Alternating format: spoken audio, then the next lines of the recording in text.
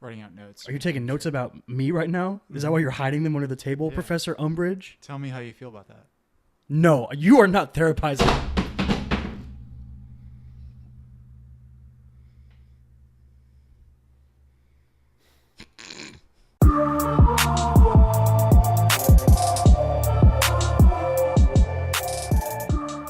We in now.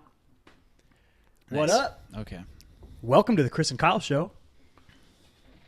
You ready, dog? Yeah, I am. How you doing? I'm. Dude, this has been a really fucking great day for me. Oh, yeah? I don't know about you. Great day? I came in and I Is was it feeling only great. because the Magic blew out the Raptors? One of the reasons. Oh, okay. One of the reasons. Yeah, man. Fucking wrapped today on the project that I've been acting on. It's been like my first lead role. Only because you don't have to talk, though, so they don't know how bad you are. Yeah, exactly. It's literally nothing but them going. They're like, be sad. Do this. Be happy. Do this. No, do this. Jump. It's great. And you're like, okay. It's fucking great. I don't have to remember lines? Yeah. Great. It's perfect. It's incredible. Yeah. No, but it's been overall been a really good experience.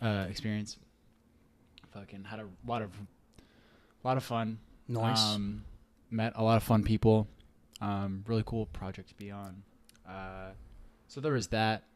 Fucking like there was really like no hitches in the production. It was pretty small, right? Really early today, so I was like, "Oh, dope! I can see the Magic game." As I was driving back, I was just like super happy, dude. Fucking watch the Magic Raptors game. We blew out the fucking Raptors. Kawhi didn't play, right? They didn't have Kawhi. Yeah. So I think we've played the Raptors 3 times this year. We beat them twice. There you go. But like both times that we beat them, so the first time that we beat them, they didn't have Kyle Lowry wasn't playing. Kyle Lowry? And we blew them out that time too. So either way. So what you're saying is as long as the really good teams are missing one of their superstars, the Magic will blow them out. Pacers? Okay, so the top 3 teams in the East right now are the Pacers, Toronto Raptors, and the Bucks, right? And we've beaten all 3 of those teams. So out of their last 10 games, so I think the Raptors' only loss is us. Mm-hmm. The Bucks have 2 losses. We're one of those losses. The Pacers have 2 losses. We're one of those losses. Nice. But Pacers didn't have Depot. Bucks didn't have Giannis when we played them. And the Raptors didn't have Kawhi. That's funny. But, hey, we still beat them. Okay, dude. Last night, the Heat lost by 20 to the fucking Pistons. So, you know. Mm-hmm. Now, that's rough. Our superstar was out. Justice Winslow. Now, fucking, like, when you say fucking Pistons, like, it's not that the Pistons are a bad team. It's just that that's who you're competing against. Yeah. For the, like that's who, Pistons, Hornets, Nets. Those are the squads. Mm-hmm. And yeah. Heat. And the Heat, yeah. So, and we were like half a game behind the Pistons. So if we had beat them, we would have moved into the 8th seed. Mm-hmm. It's bad. Goran Dragic came back, though. He played like 15 minutes. He missed like 32 games. That's a lot. That's our best player. That's a fucking lot. Mm-hmm. So what do you want to start with? You want to start with just ended? Do you want to... The Oscars just ended. Mm-hmm. Did you watch any of it? No, but I kept up with them. I didn't. You didn't even keep up? So you don't know what happened? I didn't watch a single second. Wait a second. Because last night, you were all like, I'll watch them. And I was like, I don't care about watching them. I'll just see who wins. Dog, I got home today and watched the Magic Raptors game. Because like I didn't think that the Magic Raptors game was going to be that early until Sunday, I woke up this morning. Sunday. Yeah, but it's Sunday, so it was like a 12:30 game. So I was like, oh, it's way before the Oscars. And before I knew that, I was like, would I rather watch the Oscars or would I rather watch the Magic Raptors game? Of and I course, was like, Magic. I would fucking way rather watch the Magic Raptors game. And after I watched that game, I was just like, what do I want to do? Like, do I actually want to watch the Oscars right now? Like, I've only watched the Best Pictures this year. I don't really care about watching the host isn't going to be there. I don't really care about watching the Oscars this year. Like, and I didn't. So what did you do instead? That. Huh? What did I do instead? I studied, napped, and I was going to guess a nap. Yeah, I got that right. Took a good nap. Yeah, and watched a lot of Markelle Fultz highlights. Okay, there you go. I rewatched the first 2 How to Train Your Dragons instead. Yeah, I heard you listening to it. In preparation. I listened to you watching it. Those are some damn good movies. I mean, tearing up a little bit in the second one. Again. Yeah. That scene in the cave, you can't really remember, you said, but the scene in the cave with when his dad sees his mom again for the first time. Oh, right. Such a good scene. Sings that song. So good. Gerard Butler going in. Be prepared. So wait. It's that song, right? No, that's Scar. Dog. It's Jeremy Irons. You don't even know who won anything? Nope. Okay, let me make you guess some things. Okay. Who do you think won? I'll start easy for you. Okay. Best song. Let me guess. Kermit the Frog. No, If only. Shallow. Yeah, Shallow one. If you can find it, go online. Bradley Cooper and Lady Gaga performed Shallow live at the Oscars. It's great. Yeah, it's good. It's very good. That was the only thing that I was looking forward to. That was my thing. I like watching the Oscars. I like seeing people be excited for winning things and doing their speeches and being nice. But the best thing is seeing the performances of the songs. But they weren't doing all the performances. Kendrick Lamar and SZA weren't performing all the stars. They did like a Queen tribute, I guess, to open the Oscars since they didn't have a host. Right. But, Freddie Mercury's dead, so it's not really Queen. Wait, hold on. He's dead? Yeah, dog. Freddie Spoilers Mercury's for the movie. So that was like the only musical performance that I was like that I cared about. And lo and behold, 2 minutes after it was done, it was just on my phone. So I didn't need to watch. Did you make my chair lower than yours? I didn't touch your chair, dog. Are you trying to James Dean me right now? You trying to upstage me? No. For our audio listeners, we have simply raise your chair. For our audio listeners, we have two canvas pictures of Audrey Hepburn and James Dean. And Audrey Hepburn, she hasn't been wanting to stay on the wall. She keeps falling. She keeps falling off the wall for some reason. Just this particular spot in the wall is really bitchy. Yep. Now she's balancing. Can't trust no bitch. Now she's balancing on like a thermostat. Yeah. So we'll see what happens. So yeah, Lady Gaga got an Oscar, which is cool. See who you think won Best Score? Best Score? Yeah. Fuck, I forgot who. Can was I give you a nominated. hint? He put in work. Oh, Ludwig? Ask Ludwig. Nice. Yeah. Ludwig won for Black Panther. Won 3. Black Panther won Best Score, Best Costume Design. Which fuck yeah, those costumes. Like seeing T'Challa in every outfit he wears in that movie makes me like. I'm just like I want to dress like that. Right. It looks awesome and looks super comfortable. Right. 3. I couldn't dress like that though. I couldn't pull it off. What was the third one?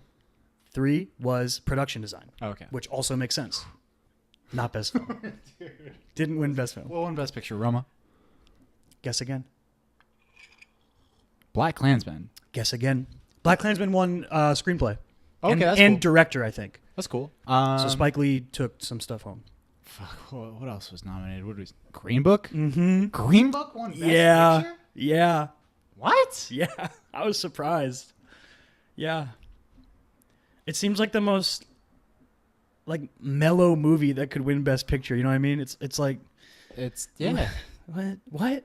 It's good. Well, it's Brooklyn with a little bit more racism. Mahershala Ali also won Best Supporting Actor, which dude's a baller. I have no problem with that.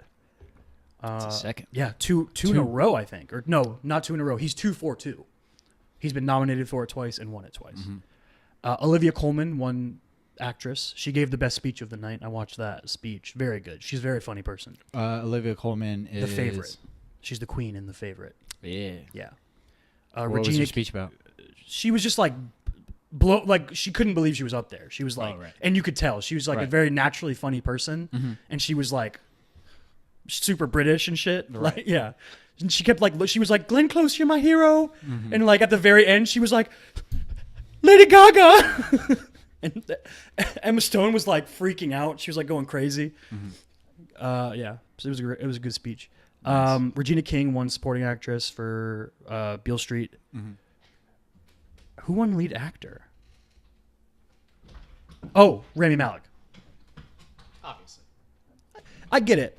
So, like, Bohemian Rhapsody started, like, winning shit. It won, like, 3 awards in a row. It won, like, sound design and sound editing, sound mixing, like, stuff like that. And people were like, oh, no, is this about to happen?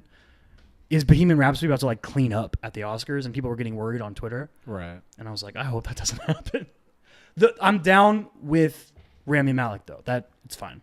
Yeah, that if it were to win one award, it would be that award. That'll be the one award it should win. What won Best Animated Feature? You mean the only award that I had any stake in that I cared about? Was it Spider-Verse? Fuck yeah, it was Spider-Verse. Nice. Hell yeah, dude. Nice. Yes. Phil Lord and Chris Miller have officially won an Oscar. That's dope. Yeah. I'm excited for them, especially after a fucking Lego movie didn't get a nomination. Yeah. Very cool. That is Dude, cool. that was the only, like, I was like thinking about it before they started, and I was like, do I really care about what wins Best Picture or any of these acting roles? And I was like, I'm not really passionate in any way about any of these. I knew Shallow was going to win, so I wasn't worried about it. But the Oscars have such a reputation of, bungling things that I was like, if they don't give it to Spider-Verse, I'm going to have to freak out. I don't know how I would freak out, but I'd have to do it some way. Mm-hmm. No, I don't have to. They did it. They did the right thing. Got it. Nothing against Incredibles 2 or Isle of Dogs or... Did you see Isle of Dogs? Yes, I did. Really liked it. Isle of Dogs, not the dogs. Get it right. I didn't. Did I say Isle of the Dogs? Yes, you did. Did you see it? I think I. Did you well, see yes, I saw it. Oh, yeah. okay. It's a good movie. Yeah. So You want to know something crazy about that movie? It is about me. Okay. Let me guess. Mm-hmm. Something crazy about the movie involving you. Mm-hmm. You made the movie. You're Wes Anderson. No. It is the first Wes Anderson movie I've ever seen. Really? Mm-hmm. All that time you spent with Jamie, that's the first time that you've seen a Wes Anderson movie? Mm-hmm. Surprising. Jamie, what are you doing? I'm calling out to you. Yeah. First one I've ever seen. I liked it. But are you gonna nowhere near as much as Spider-Verse. Are you gonna look back on other Wes Anderson movies? I'd like to see Moonrise Kingdom. I definitely want to see Grand Budapest. I don't know if movies like Bottle Rocket and Life Aquatic might be a little too weird for me, but I'd still probably give them a chance. I think Bottle Rocket's a little bit more reserved than Life Aquatic. Like visually, it is. I mean, it's a lot because it's literally like the first movie. Or like the Fantastic Mr. Fox. Yeah, I'd watch all of them. But like Fantastic Mr. Fox, like it's almost like because it's an animated movie, like it fits the. It's stop motion too, right? It makes sense. You know what I mean? Like the visual styles make sense, and like the weirdness kind of like it falls into. Like sometimes you can buy the world at like easier when it's animated. Mm-hmm. I don't know. That's the Oscars. That's it for the Oscars. That's all I can remember off the top of my head. Was there any other performances? Queen opened. Oh, so it was actually Queen. Yeah, it was the band Queen, but I think Adam they had Lambert sings for them now. Okay. I think it's him. So they did apparently I saw it was like a mini concert. I thought, and there's a GIF going around of I think Javier Bardem rocking out. He's like, no, I thought you meant like they played like a medley. No, actual performance. Okay. And it opened, so instead of having like a monologue from a host, they just were like Queen's playing. Okay. Which get a host, you losers. That's the Oscars. You know what I'm talking about anymore? Move on. I didn't watch them. Mm-hmm. Obviously I'm just reporting the news. I don't know. Was there any movie news this week? I feel like there wasn't really. Let me get my notes out because, I'm prepared. I got a lot of sports stuff on here, but I don't have any movie stuff. Do you watch anything this week? Nah, dude. You've been pretty busy. I'm stupid busy. Mm-hmm. That's why I kind of had no interest in the Oscars because I literally only saw the Best Picture nominees and the shit that I just happened to see throughout the course of the year. Like the Spider-Verses and shit like that.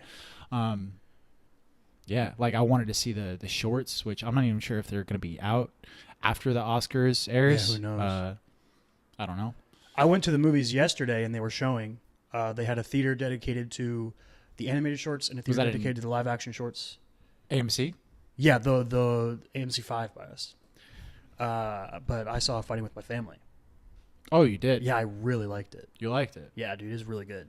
I don't know about that movie, man. I'm not sure if I'm going to like it. You'll like it. I'll like it? I think you'll like it. What is your reservation? It just seems kind of meh.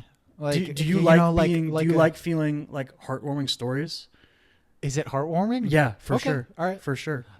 I would say like so the redeeming quality for me is Stephen Merchant. Like I like Stephen Merchant. He's also in it. Small role. He is? Okay. Small role, yeah. Funny though. The Rock's in it briefly, playing himself. He's playing like the Instagram version of himself, which I'm into. Okay. It's like really motivational. Okay. Do you want to, is your light gonna be messing with anything? Just wondering. On your mic. It's just like blinding me is the only reason I say it. Cool. But yeah, I'm telling you though, dude, I tweeted this after I saw it. Get on, this isn't just for you, this is for the world. Get on the Florence Pugh bandwagon while you still can. Because it's going to turn into a train and it's going to leave the station. And then if you're like, oh man, Florence Pugh's great, it's going to be like, bitch, what? You should have known this forever ago. Yeah. She was in other stuff. Because once that Greta Gerwig movie hits, dude, people are going to be like, oh, okay.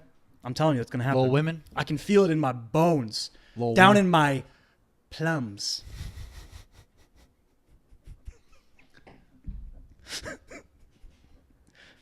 You know who else is really good in that movie? Nick Frost. He's a funny guy. Yeah. Nick Frost is a funny dude. Frost's great. So is Lena Headey. Dude, Lena Headey is extremely talented. Extremely. I'm trying to think of other things that I've seen her outside of Game of Thrones. Outside of Game of Thrones? She was in the Brothers Grimm. Mm. I remember her in that. Don't remember her in much else. It doesn't matter. Game of Thrones is enough for me to know how talented she is. Mm-hmm.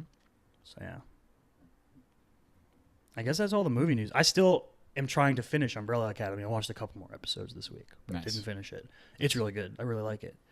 Yeah, I think I that's wanted to pretty bring much up it. a philosophical writing question. Do it. When you write dialogue, do you what is the extent to which you act it out in your own head?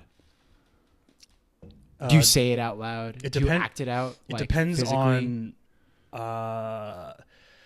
Depends on what go through I'm in. Like if I'm just trying to get it on the page, I won't do that. If I'm like I have to get the scene down so that I can go back and then actually flesh the scene out. You know what I mean? Right. It depends on if I'm having trouble figuring out, especially if there's like a lot of characters. Like if you're at a scene with like 4 or 5 plus characters, and you're like trying to keep track of where everyone is and trying to keep everyone involved in some way with the scene, then I might do it like that just on the first run through, just to make sure I have a sort of a placeholder of where everyone is and where everyone's mindset is and what they're bringing to the scene. Otherwise, why are they there? Right. Yeah, I think I should do it more. I've heard that it's super helpful. Acting out, reading it out loud. You're reading but it out it loud. seems to me more like something I would do on a revision. Like I would get a first draft done and then go through, and when I'm revising, I would really try to. I think like batching down dialogue would be one of the last things I would do. Yeah. And I'm talking from more prose writing than screenwriting. Obviously, Right. I feel like dialogue's more important in screenwriting because it's it's more of what you're writing is dialogue, unless you're writing like something that's silent. But when you're writing like a book or something or a comic or something, comics use it more than books. But like something with less where performance is going to take over what's being written. Mm-hmm. I feel like it's more important to have everything where you want it and everything happening the way you want it, and then going back and being like, let's really fine tune the dialogue to enhance everything. Because then I feel like when you have your story done and you know everything's going, then you can really use the dialogue to push toward everything. You know what I mean? Okay. Yeah. Yeah. Yeah, I get what you're saying there. Like from a plot standpoint, like that, like you're. Well, and a character if you're- standpoint. Once you know where your characters Exactly. are going and who your characters are. I think that's the key, the key point to creating good dialogue is knowing your characters. I think that's like knowing what your characters want and subtext. Sure. Like knowing what your characters want and having them not say it. Mm-hmm. Which so I actually watched a YouTube video recently about dialogue, and they said the same thing. That's one of like the most important parts of writing dialogue. And I was like, yeah, I don't think it's like absolutely necessary. Well, I was like, I get that, but as a viewer of things, that can be the most frustrating thing for me. Sometimes it just drives me nuts. I'm just like, these characters are just being fucking stupid. no one's saying the way. Do you have any examples? Not at the top of my head. I feel like it happens all the time though. Just the idea of like if me and you right now were having some sort of flare up, but neither of us were saying anything, it would just be like when someone was watching it, it's just really frustrating. Like if me and you were arguing over this painting, right? Yeah. You mean like whether or not it's a painting? Okay. There you go. I just created an argument about it. But really, our relationship was crooked. Yeah, exactly. Yeah. So I think there's like and by relationship, I mean friendship. I think people kind of got that. I just wanted that out there. It made me feel weird. I mean, no, I'm hurt. You sounded so off put by it. I've gotten into like I remember getting into an argument one time with one of my girlfriends that wasn't my girlfriend anymore, and I said something about our relationship, and she was like, "We're not in a relationship." Oh, and so I was she like, took it from different context. I was like, "You know what I mean by relationship, like the way that we relate to each other." Like, the dictionary definition. I was like, me and my mom have a relationship. You know, it's not a romantic relationship, obviously. It's just, but it's still a relationship. I mean, ours is romantic. Okay. Ours is romantic. So, okay. No, so like you know how like Max Landis, I forgot what the fuck he was like what it was in, but he was talking about how movies depict childs playing with toys. And he was like, I feel like every time they show a kid playing with toys, like it's always like they're doing it wrong. You know, like the kids are always like, yeah, like but he was like, when I was a kid and I had toys and I was playing with them, I kind of just held them. And they talk to each other. Yeah. And everything happens in your head. And he was like, they're just kind of like totems for your imagination. And I don't know, like I was thinking about dialogue, and I was thinking about like a lot of the things that I do like naturally, like when I think, and I tend to, when I'm thinking about situations and I'm like imagining situations in my head, I'll like tend to mouth words and shit, or like I'll act them out accidentally just because I'm imagining them. Like, yeah. I mean, I don't know. I can't come up with any examples really, but you know, like if I think of a line, like I'll mouth the words to the line as I'm thinking of them. You know, and I do the same thing when I'm writing dialogue. You know, like if I'm like trying to, I mean, hopefully I'm not even trying to do it. I end up in the immersion of the experience of writing, and I'm in the environment so good, like that. I end up just kind of like being in that totem moment, you know, of like, okay, like my dialogue is the toys in this moment, and like I end up, I don't know, I wanted to, because I know that Sorkin, he kind of acts out his dialogue. He came from an acting background too. Tarantino came from an acting background. You can tell if you watch Django. Fucking dude, Quentin Tarantino's not a bad actor, dude. He gets shit on for that Django performance. It's just a bad accent. Fucking I like him in Dusk Till Dawn. I like him in that movie. Anyways, like I don't know. I just wanted to get your 2 cents. No, that's something that you see people talk about. How that's something you should do. You should vocalize your dialogue. I never really do it like You don't perform it. I don't perform it. I don't. You know what? Like I've never done it either, but I can see how it would help. Like this is the extent of what I'll do. I'll go. That's it. For those listening, Chris just mouthed words to himself. That's it. Yeah. I won't sit there and like actually act out. Well, it's also just like subconsciously, like it's kind of weird, right?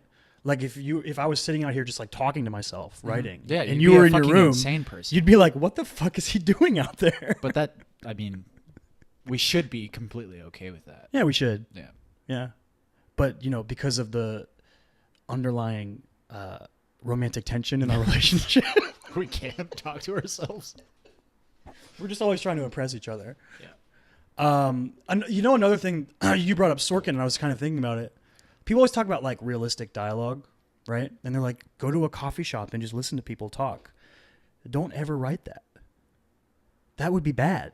Well, so Sorkin brings up, he was like, you don't want real dialogue. Exactly. That's why Sorkin real think of it. Well, anything Sorkin writes is enhanced humanity. It's like superhumans, and their superpower is conversation. But the thing is, like, it's not without realism, because there's still the ahs and certainly the fucking the trip ups that But I think you can fall into a pit of mistakes if you focus too hard on being like, this dialogue needs to be really realistic. Right. I need to make it sound real. Right. So there's a book that I would highly recommend on dialogue by Tom Chiarella. I'm pretty sure yeah. Can I guess how to spell it? Go ahead. Chiarella. Got it. Nailed Chiarella. It. Spelling bee champ. Just like Chia Pet. Never was. But yeah, Tom Chiarella. I'm pretty sure it's just called writing dialogue. Yeah. But he, in like the beginning of the book, he outlines like 7 tips, but it's really like 8 tips. And it's like they're very superficial like techniques. Mm-hmm. But it's like interruption, reversals, echoing, silence, shifts in tone and pace. He uses that as like one bullet. So is that why it's 8? But that's it's like that's why it's kind of 8. And I forgot the 2 other ones. Idiom and detail. Got all. You didn't forget them. Got them. Nailed it. But fucking that one page, that one little list, I was like, that's a fucking great list. I'm just gonna take that out, fucking put that in my brain. But like having I'm not even gonna read the rest of this book. So having like those are like the techniques that you should be pulling out of real conversation, right? When you hear people that have silence, that are repeating the same things over, we're echoing each other. Each other? Like when you hear a certain idioms, right? Interrupting?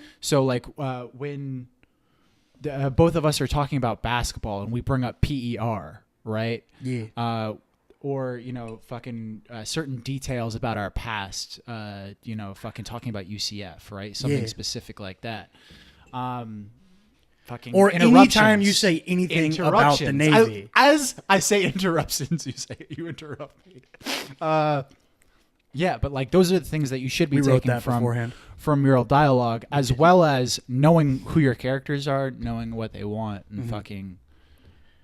There's a really interesting story that Matt Colville told on a video once. I forget what video it was in, but not only does he do his YouTuber, Kickstarter, Twitch stuff for D&D, but he's also an author.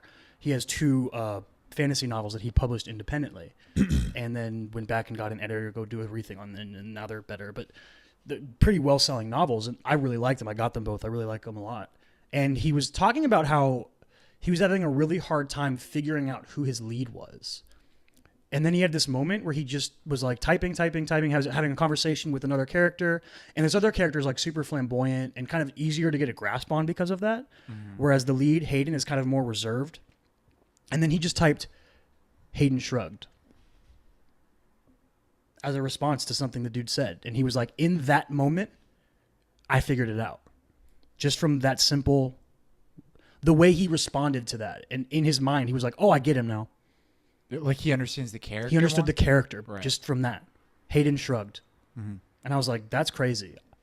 I want to have that kind of epitome with the character. That sounds cool. And I think I had seen that before I read his books. So when I was reading them, I was like, yeah, I get it. I get what he means by that. Because when you hear it like in a vacuum, like you are right now, right? You're like, I don't understand. He shrugged. What do you mean? And it's something when you actually read the book, you're like, oh, I completely understand what he's talking about. Yeah. He's just kind of, his reaction to life is, figure it out. Like kind of like that. We'll push through it. Yeah. He shrugged. I thought that was cool. You got any more enlightening thoughts on writing? Not really. Are you one of your classes has writing involved, right? Well, you have the speech one. So you have to write speeches. Yeah. And you're taking a film class, right? Yeah. Intro to screenwriting. That's right. I'm learning so much.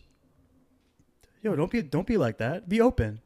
I should be. Yeah, dude, stop being like that. Don't act superior. I have to. What do you have that those other people don't have, man? What? What? What do I have that those other people? Why can't they offer you anything? Are you talking about the teacher? Anyone. What? The teacher, other students, the janitor, the cleaning people, anybody. Anybody I don't understand what you're saying. Either way, I need to be more open. Yeah, that's what I'm saying. Because it's like, it's really that class is really. I've only had that class once so far. I'm gonna have my second class tomorrow. I mean, because it's gonna be my third week. Yeah. It was a holiday last week. I only have it once a week. But like, I got to this class and I was like, oh, it's intro to screenwriting. Like, I'm A, super excited, but B, also very like, oh, okay. Like, yeah. I already know, like, you know, he's like, he's passing out handouts that say like creating a good protagonist. And I'm like, all right. And like the recommended book is Story by Robert McKee, which I've read and I already own. Well, you didn't have to buy a textbook. That's good. Yeah, it was pretty dope. Yeah. But the entire time, like as the teacher's talking, and he was somebody who's like he's pretty well esteemed in Hollywood. Like he was somebody I think that he was like on 60 Minutes. He's wrote a couple of things, but he was talking about certain things, and like in my head, I was going like, I don't know, I'm not sure if I really agree with that. And dude, it's college. You're supposed to vocalize that, huh? You're supposed to like vocalize those things in college. I don't know, man. I don't know about. You don't want to be that guy? No, not in this class. Like I will literally be dead quiet in this class because there's someone in my class already. Oh, this is that class? Oh, yeah. That girl? Yeah, there's like basically a Hermione Granger character that just is constantly like raising her hands and just being like, oh, well, like I've already written my feature length screenplay and I actually believe about this. This is the way that I do it. Dude, like things like that make me think I could never be a teacher. Yeah. I just like want to strangle them, right? You're just like, shut up. Yeah. Especially if you're like that dude. You're like, the dude's like, I've actually done things, girl. Listen to me. And but like but she's also I'm confronted with.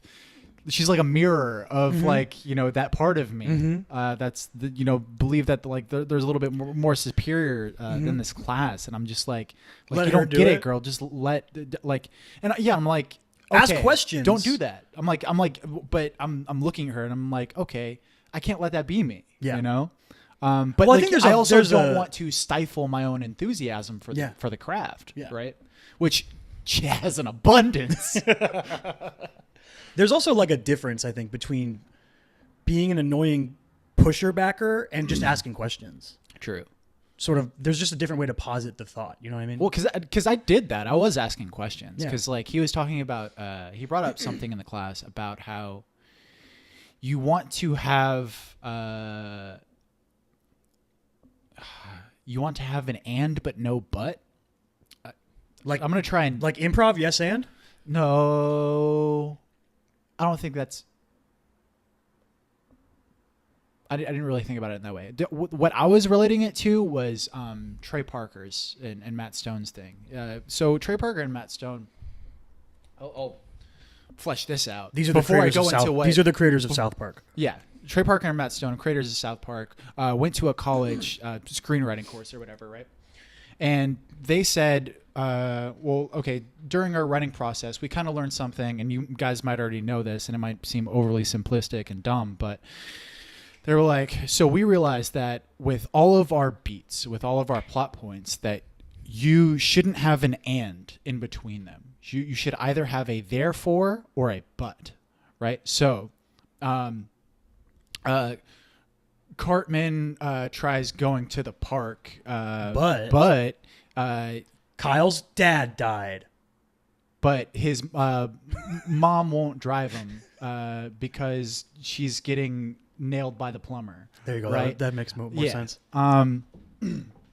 Therefore, Cartman goes to someone else. Yeah. Cartman has to steal a car. Yeah. You know, like Some that's, bananas. Yeah. Shenanigans ensue.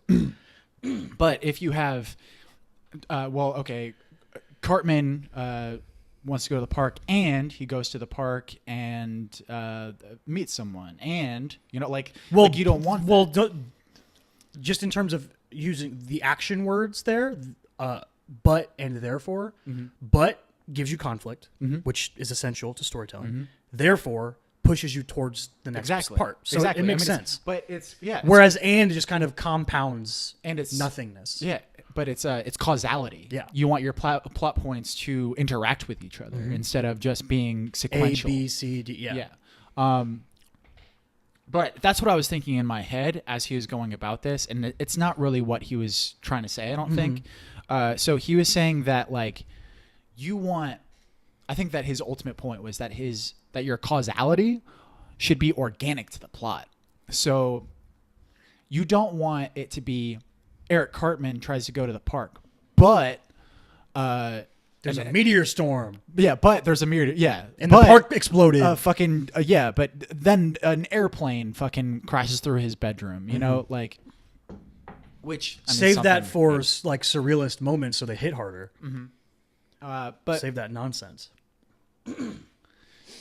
But like, but I was asking him about that, you know, like, because I didn't really understand what he was trying to say, because like it almost sounded at first like he was saying the complete opposite of what Trey Parker was saying. And Matt Stone thing, yeah.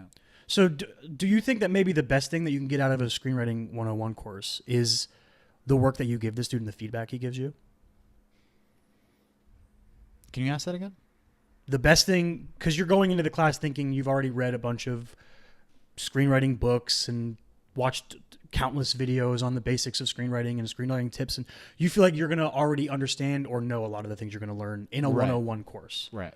Because you've already put a lot of work into it. Right. But maybe the best thing you can get out of the course is him reviewing your work. Yeah. And the feedback he can give you. I mean, I think there's going to be a lot of things. I think that like any time that's spent on the craft, and I learned this in wrestling, you know, like the mat time. Well, mat time is a big thing, right? But like, there's a Dan Cable quote that's like, you know, whenever I was struggling, I went back to the basics. Okay. But like it that's your foundation. You always have to work on that foundation. You know, that's why like the best wrestlers in the world are always working singles, doubles, and high crotches. Fundamentals, baby. Yeah. Tim Duncan, the big fundamental. That's not his best nickname, by the way. That belongs to Old Man Riverwalk. Great nickname. I can even appreciate it more because I've seen the Riverwalk, and it's awesome. I'd be proud to be named after that place. Old Man Riverwalk? Well, the Riverwalk. And he is Old Man Riverwalk. That's cool. You want to talk about some sports? Yeah, let's do it. Let's see. What do you want to talk about first? You want to talk about Draymond? Oh, yeah, he got hurt, right? It's not serious, though. No, I was going to talk about him signing with Clutch. I don't care. You don't care about this? Is all no. It's all overblown. I don't give a fuck about it. No, the Clutch stuff. Don't care. You don't think that that it hints at anything? Collusion? No. Why do you think that he would sign with Clutch? Do you think that's just because I think Rich Paul's a good agent? Okay. Like, why can't that be enough? You think that he's a good agent even after all this Anthony Davis stuff? Maybe just because he made maybe a wrong move. Right. And like, why does this necessarily mean he's a bad agent? That dude's still going to get stupid money somewhere. He's still going to get traded. Anthony Davis is? Yeah, he's still going to get traded somewhere. And if his end goal is still to play for the Lakers, he can still end up there. The mistake he made was maybe pulling the trigger too hard too quickly. Well, I just think that there's a big importance as an agent, right, to maintain the, what's the word? Image of the player? Yeah, maintain the image of the player, right? And this is I don't know, man. I don't feel any differently about Anthony Davis. I think a lot of people do. Yeah, probably, but I also think a lot of people are idiots. I think that the approval rating on Anthony Davis is drastically different than it was, you know, a month ago, 2 months ago, whenever before all this stuff. Yeah, you're happened. Probably right about most people, but this is the second thing because he was also involved with the decision, right? Rich Paul? Yeah. Was Yeah, he he's- around? well, he's LeBron's He's agent. LeBron's agent, right? So, But I mean, that was squarely on LeBron's shoulders. That was LeBron's thing. Like, people weren't even mad at Chris Bosh. They were just mad at LeBron. You know what I mean? right. No one was mad at Dwayne Wade.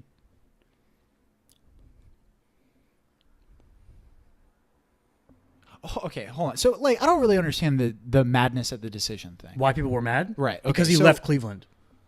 That's it. Oh, I'll take that back. He left Cleveland, which is his home. I thought it was the from, publicity thing.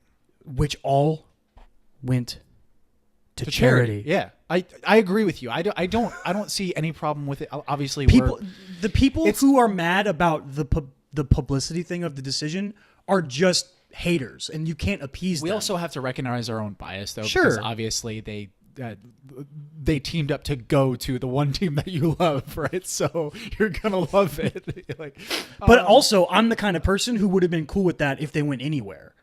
yeah, They could have gone to Boston. true. And I would have been mad at Dwayne Wade. I would have been like, how dare you go there of all places? But I wouldn't have been mad about the thing. You know what I mean? Uh-huh. But yeah, it's just the people. I literally had a manager at my last store I worked at in Gainesville who some news came out about when LeBron opened his school.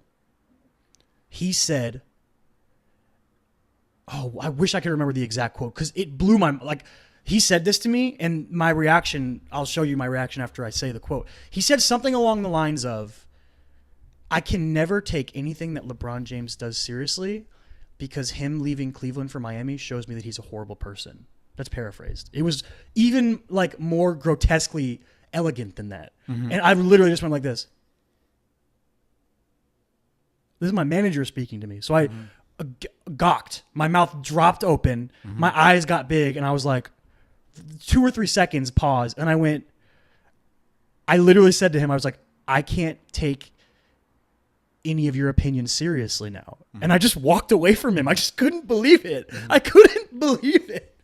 I was like, how can you see all of the things that someone like LeBron James has done in his career and try to crucify him for something that isn't that big of a deal? Right. People act like he committed some mortal sin, like he murdered somebody. It's crazy. That's a stain on his reputation for life. That he teamed up with his friends and he made a really good team so he could compete with that Boston Big Three and win the East. I love the situation and win the titles. I love the situations like that you get with like it usually happens with like coworkers, right? Mm-hmm. But like they'll say something so outlandish that you're like, I don't even know. How I don't know how to I don't even respond know to come you. back. Like I remember at when I worked at Bill's Car Wash, somebody Yeah, dude, said, throwback. Dude, somebody brought up how they were Wait. a Patriots fan. Okay, so it wasn't Tommy. They were no, it wasn't. Shout out Tommy, we love you. They were a Patriots fan, and this was after they had been to the Super Bowl the previous year, but didn't win. Did they somehow like we should fire Bill Belichick? They said that they should get rid of Bill Belichick, and that was the reason that the Patriots didn't win the Super Bowl the previous year.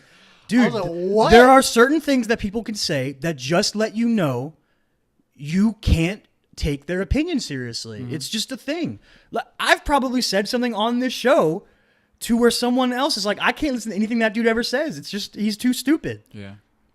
I probably have way more. Some shit that I'm like, wait, what? Yeah. Oh, man. Because I'll just get caught in a roll. Yeah. Yep. And then I Get just caught in a loop. Yeah. Yeah. And then I just like, I don't know, like I start like hacking into some Stephen A. Smith vibration or something. And he just, my personal friend. my close and personal friend. That is preposterous. Oh my God. I get the same. Bamboozled. Hoodwinked. You're not even doing an impression. You're just half yelling ridiculous words. Yeah. Which, it's just a bad impression. I don't have a Stephen A. Smith. I just say the things. Can you do it without being racist is the problem. Nah. Yeah, that's the problem. Yeah. Oh man, what was I gonna say? The LeBron thing. There's something to do with that. We were talking about LeBron, talking about how LeBron going to Miami made some people hate him. Rich Paul, Anthony Davis. I don't care about Rich Paul. Draymond. Yeah, I forgot that he did that. It was such an in and out thing. That was one of those things where Bleacher Report sends me an update, and I'm like, leave me alone, Bleacher Report. I don't care. You don't think that, like, what do you think the Warriors are going to look like next year? I'm going to say no KD. Everybody else will still be there. Yeah? Yeah. Do you think the Warriors? I think at the very least, Steph and Clay will still be there. I don't think Clay's going anywhere. I agree with you there. I think that either one or both of KD or Draymond will leave next year. Mm-hmm. Well, I think if KD stays, Draymond will leave. I agree. I think they have to. There's no way that you know what else though? What? Draymond doesn't give any team as much value as he gives the Warriors. I don't think. I think it's such a perfect fit there with his skill set Because of his inability to shoot. Scoring in general. I mean, a Draymond stat line is 6, 12, and 12 with 2 steals and 2 blocks, and shooting 1 of 6 from 3 or something. Draymond's a great player, but I don't know if he ever would have become an all-star if he wasn't on the Warriors. Nuggets. Well, so they'd bench Paul Millsap? Yeah, if they didn't have Paul Millsap, they did some type of... I think that Draymond would be a better fit than... Or not a better fit, but I think he would be a better player than Paul Millsap on the Nuggets. I don't know if he'd start over Paul Millsap. Paul Millsap's way better. If they had both of them? Paul Millsap is underrated. He's old, though. But so Draymond's sneaky old, too. Draymond's like 31, 32. I think. Paul Millsap, like, he doesn't have the defense that Draymond does. Well, no one does. Yeah, that's what I'm saying. But Paul Millsap is also a really good defender, and he brings way more offense. Okay, so he's a good defender, but what is the one thing that the Nuggets don't have? Is like is a Draymond type. He could anchor the Nuggets. Yeah, but their defense is sneaky good. They're like a top 10 defense. Are they a top 10 defense this year? I'm pretty sure they were. I know they were. I don't know if they still are, but they were. Okay. Yeah. Because going into the season, that was the thing. It was like the Nuggets are going to be this offensive firepower. Yeah. That's not what I meant to say, and it just came out of my mouth. That was weird. It made sense. Powerhouse is what I meant to say, not firepower. Mm-hmm. Powerhouse, and their defense is going to be bad mostly because Jokic is so not a rim protector. Right. But they make it work, and a big part of it is Paul Millsap, I think, when he's healthy. Well, Jokic is also playing way better on defense. Yeah, than a lot and of people thought. When he's healthy, Gary Harris is a great But defender. I thought that they fell off after the beginning of the year. I don't think so. I mean, we might be wrong. We can look it up, but I don't feel like it. It's too complicated. Because then you got to look at like which defensive stats do you want to look at? Defensive rating, points per 100 possessions, points per game, bunch of nonsense. Shooting percentage allowed, projected shooting percentage allowed. There's so many statistics. It's so hard to pick which ones matter or which matter more than others. Basketball's for nerds. True.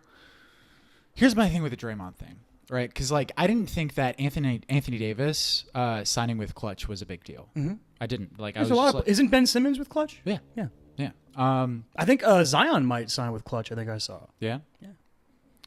But and then just like after all this Anthony Davis stuff, I don't think that it means nothing. I don't think that it means that like him going to the Lakers is the most possible outcome. It's just this thing where like maybe it doesn't mean nothing, but it's just so overblown to me, and I don't want to think about it. You know what I mean? Like if Rich Paul wasn't LeBron's best friend and business partner, no one would care. But he is. That's sure. the world that we live in. That's the reality. Yeah, but I also think, if he's going to have a sports agency, he's going to sign athletes.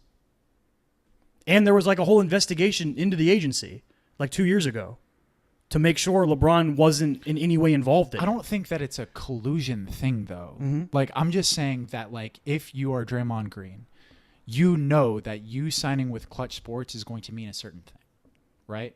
And I also think that Draymond is the type of person who doesn't give a fuck. Yeah, he doesn't care. He's going to be like, he was also on care. the shop. So, like, I wouldn't be surprised if, like, every dude who ends up on the shop ends up signing with Clutch Sports.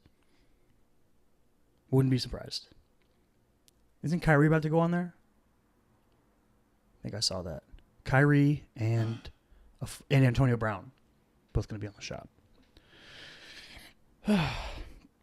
I thought you meant that he got hurt, but I think he's fine. I think it's a short-term thing. He looked like he was on. There's a GIF of him getting hurt right in front of Steve Kerr, and Steve Kerr just not noticing it. I saw that. That's really funny. I did see that. That's really funny. I did see that. Okay, so you brought up Zion. Yeah, that's one of the things I wanted to bring up. Yeah. We were hype for that Duke UNC game, dude. We were ready. It was an incredible game. We sat down. We were ready to go. We were like, we're going to watch this game. 36 seconds later. Oh, you're talking about UNC. Yeah. I thought you were talking about fucking Louisville. No. No, UNC. Yeah. And then his shoe exploded. Obama was there. There's a bunch of famous people there. Yeah. It's such a bummer. Do you think that I'm so disappointed still. Do you think that he should play again? And do you think that he will play again? Can I give you I'm going to give you my take, and it's like the least spicy take imaginable. Go ahead. Do whatever you want, Zion. Okay. That's my take. Do whatever you want. If he wants to play, play. If he doesn't want to play, don't play. I don't care. It's his life. Maybe the smart thing is not playing to protect your future, sure. But if the dude loves playing basketball and feels like he made a commitment to Duke, and that's something that he feels like as a person he has to follow through with, do it, dude. Play for Duke. Yeah. I get it. Oh, I think I think that I understand the argument of, football players skipping bowl games and this new trend of being like, if you're a one and done basketball player, just don't even play. Like that one dude that's interning with that shoe company. I forget that dude's name. Right. I get it. I understand the, gamesmanship behind that. But I also think that being a Duke basketball player helps his brand. Like Zion was big before when he was in high school. He's like the most famous high school basketball player maybe ever. Maybe LeBron was more famous. I don't know. Yeah, but it's also a different era. Yeah. Now with social media. Yeah, LeBron didn't have Instagram. Exactly, yeah. So he was already big from that. But being on national television, playing for a team as big as Duke with the financial backing of the school, even though he doesn't get any cut of it, I'll fight on that hill. I'll fight on the hill that he should be getting paid. But that still helps his brand, I think. That comeback win against Louisville, that helps his brand. That gets him a bigger shoe deal when he gets to the NBA. And more, I would say more than his brand, but like the image of him in total, in totality, who he is as a person and determining his character. I think that there's something really endearing about him saying, I committed to it. Yeah, exactly. Which is what he said. I made a commitment and I'm going to follo through with it. Yeah, exactly. And him saying, that's something my parents we're we are, in contention for, winning a title this year. And I'm going to ride and die with my dudes. My boys. My parents were so committed to making sure that we committed to our commitments that sophomore year of high school, I had to be in marching band because everyone in band has to be in marching band. Right. So I was in jazz band, so I had to be in marching band. And I hated marching band. It sucked. I was also on the football team. I was on JV sophomore year. At the end of the JV season, some people get moved up. I got invited to be moved up to varsity, and my parents were like, you can't because you committed to the marching band and you have to finish the season. And I was like, are you fucking kidding me? Right. Why? Right. That sucked. But yeah, I can respect it. I can respect sticking to your guns like that. I like Luka's idea, dude. Go play in Europe. Force America's hand. If a bunch of one and done dudes started going and playing in Europe for a year, because people will be like, oh, but look what Emmanuel Mudiay did. I don't care. I don't think that if Emmanuel Mudiay played in China for a year instead of going to college, I don't think he would have been any better or worse of a player if he went to a college in America. Right. I still think he would have been drafted around where he was and still been the type of player he is. Are people trying to attribute his lack of success? They think it's like it could be dangerous. Yeah. That people will try to pitch that idea. That seems kind of wild. Also, don't play in China. Play where Luka played in the Euro League. That's the second best league in the world. And if enough people ended up doing that, if enough 18-year-old dudes were like, yeah, we're just going to go get paid for a year in Europe and then get drafted and come back. One, you're getting your money. Two, you're getting experience in the second best league in the world. Yeah. Don't tell me they're not getting good coaching. maybe it's not the coaching of a Coach Krzyzewski or something, but still, they're getting coached up. Look how skilled European players always are. It's like the dynamic between American and Euro players. Americans are athletic and explosive and powerful, and European players are skilled. And maybe that's not always true, but it's the trope. You know what I mean? But I feel like if enough people did that, if enough players did that, it would force the NBA's hand into fast tracking some of this stuff that they're like beating around the bush with. Like they talked about like the day after Zion got hurt, they put in the thing to move, which apparently that was like completely coincidental. They were already planning on doing it. Yeah. But they put in the thing to get rid of the one and done rule, but it's not till like 2022. And apparently the argument for it is like, we don't want to screw the colleges because they're like, oh, they already have, because you commit so early now. They have like middle schoolers committed to their schools. Right. Well, it's like, oh man, these schools have players committed for the next so-and-so seasons already, and we don't want to ruin the system and ruin college basketball. And it's like, nah, dude, fuck Light them. that shit on fire. Light that shit on fire. Yes, exactly. Do you get like a weird feeling when you watch college sports now?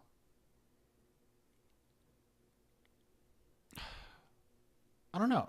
I get it. I wouldn't say I do. I get it when someone gets hurt. Yeah. If someone gets hurt in playing a college sport, I'm like, oh no. That could, that's their livelihood. Yeah. Right out the door. For what? Yeah. For people who graduated from that school and pay money to it. Yeah. I don't like that. I'm not saying people shouldn't have pride in their schools and where they went and where they go, and I'm not saying college sports shouldn't exist. Yeah. I just feel like if players were compensated for the billions of dollars they bring the schools, then it wouldn't be as big a deal. Like the fact that like somebody can pay $10,000 for a ticket and none of that money goes to a Zion player. Williamson It's stupid. or RJ Barrett or Cam Reddish, like that. Legally speaking. There's a bunch of Charles Barkleys in the world. Yeah. I love how he just he was like, yeah, I got paid at Auburn. Yeah, it's just, I don't like it. I don't like it one bit. My tea is cold, and that upsets me. It's almost gone, though. Let's see here. Did you have any other basketball stuff? Most of the week there was no basketball because of the All-Star break, so just came back. It's a fun first few days, though. Who played yesterday? I just watched the Heat game. I don't know who else played. Oh, that's right. I got some UFC stuff we can talk about. Yeah, let's talk about that. Take a bow, George St. Pierre. Tear. It's rolls official. Down my eye. George St. Pierre has officially retired. Mm. That is long-time welterweight champion of the world and middleweight champion briefly. Two belts. If you took a poll of who's the best fighter ever? No, not the best fighter ever, but people's favorite fighter. I do not think he would win. Who do you think would win? Anderson Silva. Really? Maybe some heavyweight. I think GSP would win. I think too many people think he's boring. I think that not he enough, did sort of rise above that, though. I think that not enough people find the personalities of like an Anderson Silva endearing enough. That's true, because like Conor McGregor's of the world turn off a lot of people. Yeah, and I think that a lot of people like GSP for his if sweetiness. Someone had like he's that's such a you know sweetheart. what the UFC is missing is Giannis. They're missing a sweetheart who's like exciting. Mm-hmm. I love watching George St. Pierre fight. I think the layperson, the casual, if you will, they're like, it's boring. It's like when people watch Khabib. Mm-hmm. Khabib's a monster. Mm-hmm. But there is a pretty big difference between GSP and Khabib. They have very different fighting styles. Sure. But like I would say even in excitement level, because I can recognize that GSP's excitement level on a superficial sense is not as high as Khabib's. Whoever thinks that Khabib is boring to watch, it's a lot of people, dude. I just don't understand that. It's stupid, but it's a lot of people. Because like even when he's taking someone down, he's violent. He's so violent and constantly moving. Yeah. Whereas like GSP was a little bit more conservative. Apparently, he's a lot more conservative. I mean, well, no, George St. Pierre would win fights just jabbing people to death. Mm-hmm. Just jab, jab, jab, jab, jab, jab, jab, Whereas jab, like jab. Khabib will fucking throw. Yeah, he'll throw you around and then beat you till you die. Apparently, that was the one fight George wanted before he retired, and they couldn't get it to work. Khabib? Yeah. And he was pretty upset about that, apparently. But I just say thank you, George St. Pierre, for an amazing career, for being a really cool, a good dude. He's my favorite fighter. He's like a hero to Montreal. He's my favorite fighter. Also. Yeah, he's great. And also for being afraid of aliens, because it's cute. Straight up weirdo. He's super weird. And I think it's kind of cool. He talked about a lot of things in his like press conference he did, how important Canada was and how he wanted to be a figure for Canada and like all this really cool, how he wanted to be a role model for people to show that you can be a good person and be a great fighter. He talked about, and he's talked about this multiple times, how much he actually doesn't like fighting. Yeah. He loves training, but he hates fighting. He doesn't like hurting people. And he's so good at it. But yeah, I think George was like just a pinnacle of what you want an athlete to be. He's great. I agree. Great dude. Happy trails. Happy trails, George St. Pierre. He's and the cool thing he said, he was like, I'm still going to train every day. Just because I'm retiring doesn't mean I'm going to stop doing what I love. I don't know if you saw this though. Max Holloway and Dustin Poirier are fighting for the lightweight interim championship. It's just like, how convoluted can lightweight get? What's going on? Oh, dude, I lost track a long time ago. Is there no champion now? Because when Khabib beat Conor, Khabib was the champion. But then he did that nonsense in the crowd. Did he have to get his belt taken away? I don't know, dog. I don't either. I don't think he did. I think technically Khabib is the champion. But if Khabib is the champion... In my brain, he's the champion because he beat him. Sure. If Khabib is the champion, why isn't Khabib fighting? I don't think Khabib is hurt.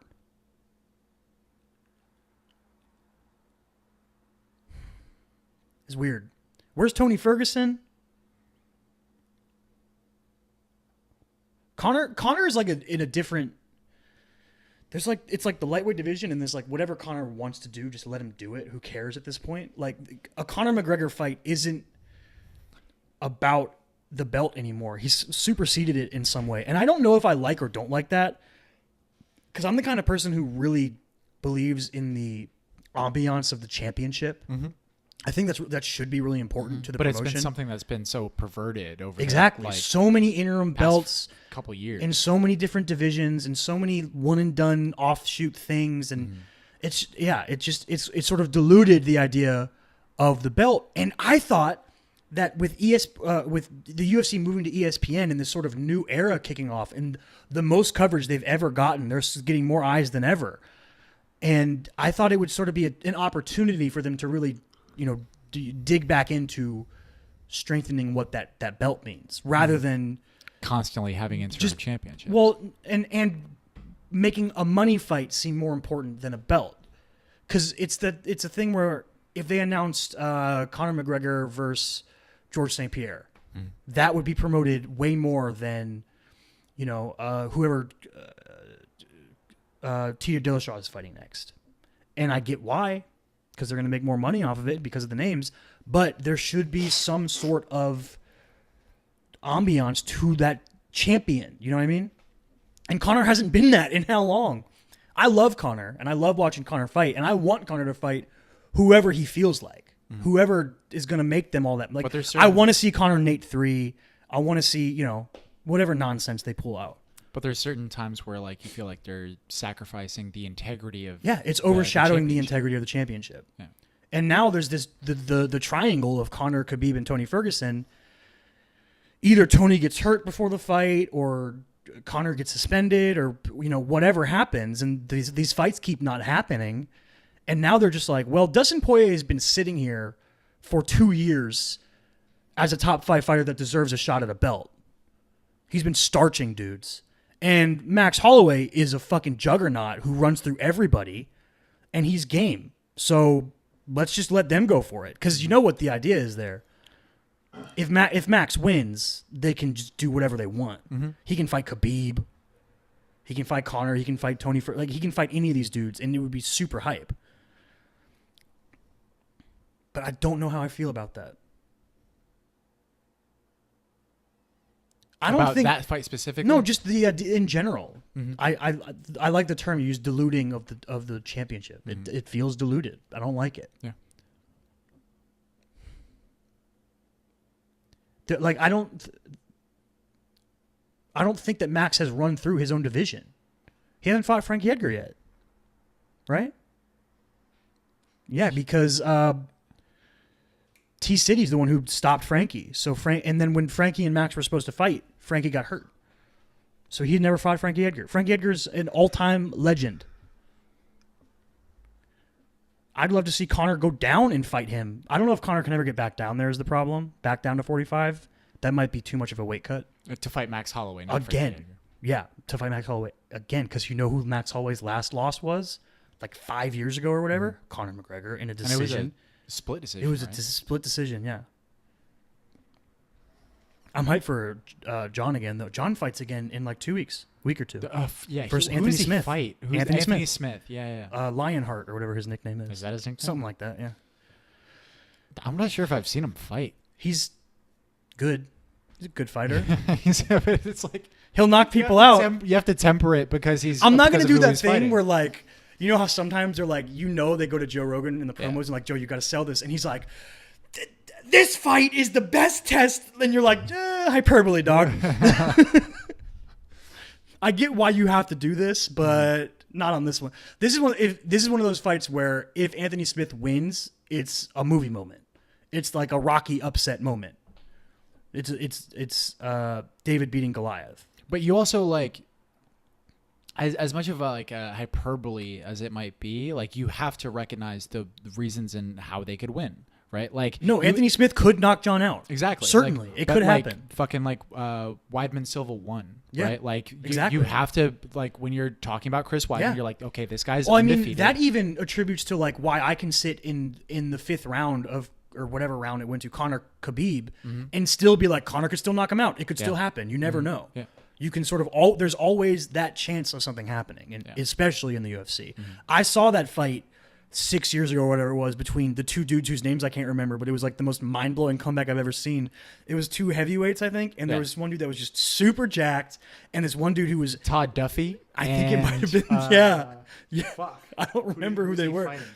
But is Todd Duffy the more blubbery fella? He was getting his ass beat the whole fight, and then he just came out and he got a knockout out of No, nowhere. I'm pretty sure Todd Duffy's the jacked guy, yoked one. the yoked one. I don't remember who they were, but and I was like, that's one of the craziest things I've ever seen, and it happens in the sport, and it's cool, it's exciting. But here's to John becoming active again and really restaking that GOAT claim. Just stay clean, buddy. Stay clean. That's all the UFC stuff, I think. We didn't talk about Francis Ngannou winning last week. He beat Kane. He knocked Kane out in like 30 seconds. Negative 5 seconds. Yeah. That fight was quick as shit. He killed Kane before the fight started. Do you think Kane should retire? Yeah, for sure. It's Or go to Bellator and start taking steroids again, and then you'll be good.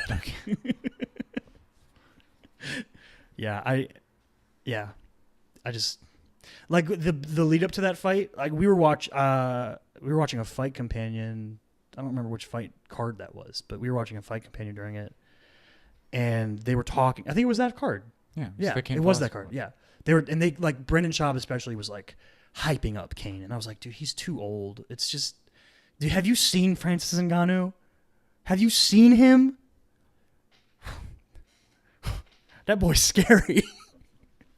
Woo. But the problem with that fight was it was like an opportunity for him to show some growth in his game because he has glaring weaknesses, right? His wrestling exposed him. Mm-hmm. He's been exposed in not being able to wrestle or grapple. Kane is someone who in his prime would have just fucking thrown him around through Francis Ngannou. Yeah. Like, Maybe. If Francis hasn't improved his defense. Yeah. But you Kane were designing someone in a lab to take beat down Francis Ngannou, it's Cain Velasquez. It's Cain Velasquez in his prime at least. Yeah. But I wanted an opportunity to see if he had grown any part of that. Because now it's like, do you let him fight? Do you let him fight DC for a belt? Do you let him fight like Stipe maybe for a title eliminator? Has he done enough to fight Stipe again?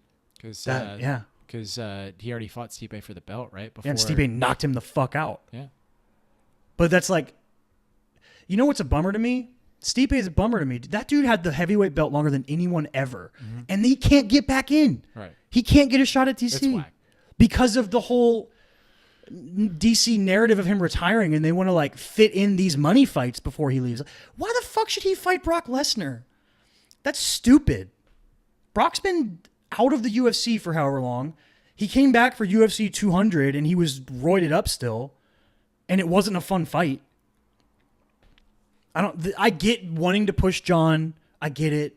But you know what? At the same time, he's never beat John. Never beat him. And maybe it's different at heavyweight, maybe it's not. But I feel bad for Stipe. That dude should get a shot at getting his belt back. I agree. Yeah. Keep like growing, Stipe. Francis. Yeah, Stipe's a dope dude. Yeah. I'm getting my kitchen redone.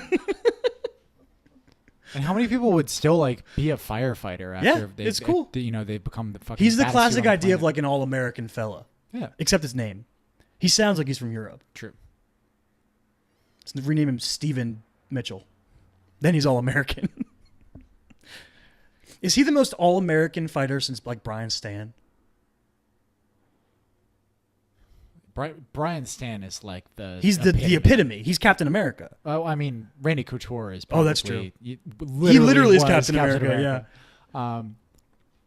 But people are like, Brian Stan should run for president, and it's like, whoa, really? That? You want to do that? Oh, you know what I saw today? I thought was really cool. There's some new I wish I could remember the name. I just saw a clip on it from Twitter, but they're doing a new ESPN show. That's meant to like teach martial art, mixed martial arts.